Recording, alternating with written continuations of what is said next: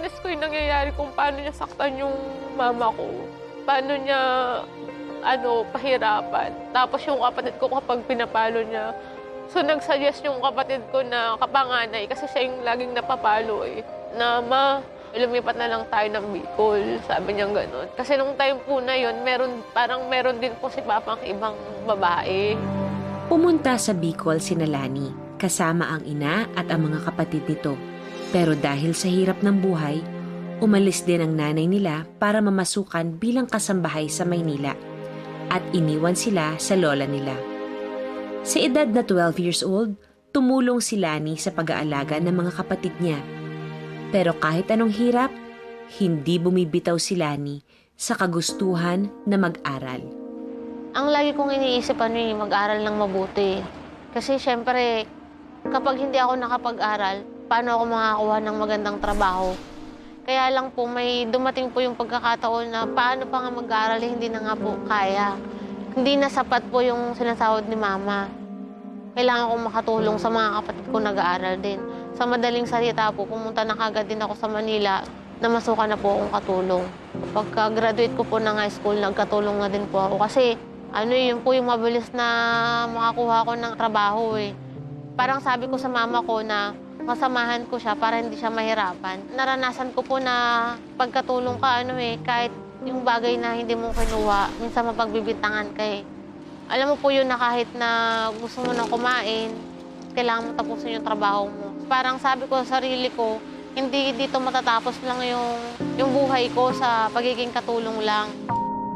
Para kumita ng mas malaki, namasukan si Lani na janitress sa Our Lady of Peace School sa Antipolo, Rizal. Dito bumalik ang pangarap niya na makapagtapos ng pag-aaral. Kaya pinagsabay niya ang pagiging janitress at pagiging estudyante. Habang naglilinis po ako ng mga computer doon, pinag-aaralan ko kung paano mag-open ng computer, pinag-aaralan ko po lahat. Pagkahapon po, pumapasok po ako sa school. Sa computer din po, para matuto din po ako sa computer. May mga naririnig. Opo na talagang, yun nga, duro-duro ka, sabihan ka ng lazy, tang-tanga mo. Wala kang mararating sa buhay hanggang dyan ka lang. Kaya lang po, nung time po na first sem po, diyan po talaga ako nag-struggle kasi nga, ang hirap po niyang pagsabayan kasi imaginein mo, pagkatapos ko magtrabaho, papasok ko sa school, doon po bumagsak yung katawan ko, nagkasakit ako. So pinapili po ako nung madre. Kasi po nung time pa yun, syempre, pag yung sahod ko po kasi yun din po yung pang-tuition ko. Anong gusto mo? Magtatrabaho ka ba o mag-aaral? Pinili ko pong magtrabaho kaysa mag-aaral. Kailangan ko pong mas matulungan yung mga kapatid ko. Sabi ko, saka na lang ako kapag okay na mga kapatid ko.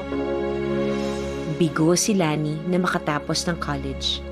Imbes, naghanap siya ng ibang trabaho at sinubukan niya mag-apply sa ibang bansa.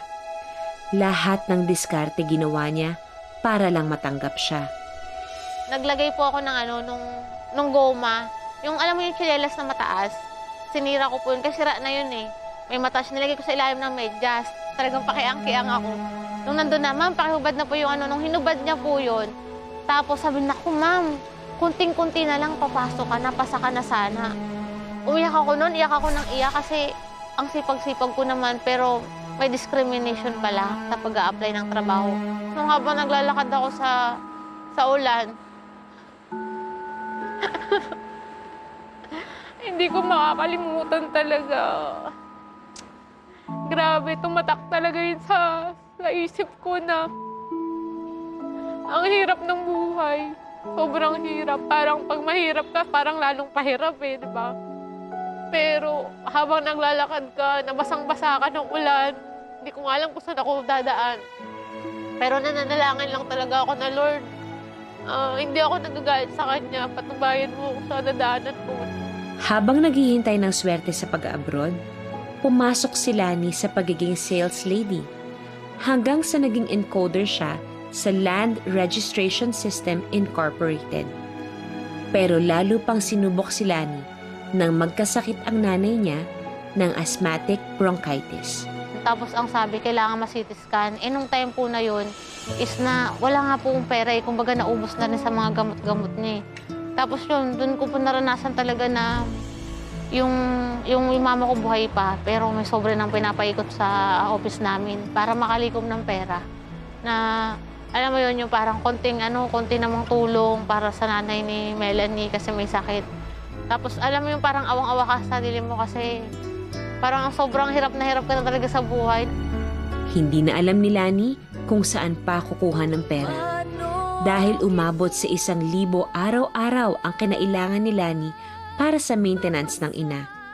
Hanggang sa may isa siyang kaibigan na ipinakilala siya sa isang Korean national.